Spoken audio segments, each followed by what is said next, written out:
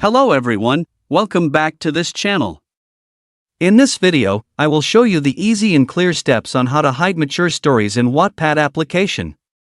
So how to hide mature stories in Wattpad application? Make sure you keep watching this video until the end. Let's get started right away. Firstly, open the Wattpad app on your Android device. This is the initial screen of the Wattpad app. Next, tap the profile icon at the top right of the screen. And a menu like this will appear. Tap the Settings menu at the top right of the screen. Tap Content Preferences. Tap Show Mature Stories.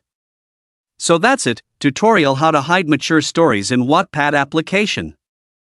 Thank you for watching. I hope this video was helpful. See you in the next video.